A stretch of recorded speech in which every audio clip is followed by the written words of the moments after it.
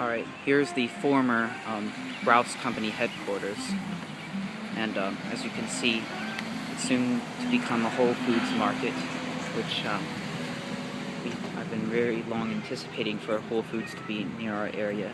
And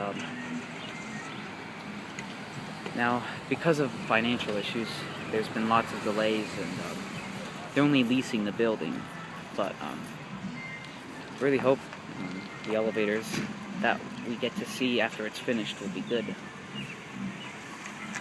There's a really good view of the American City building, and the lakefront is down there. So, yeah, in case any of y'all have heard of this project, now you see the progress.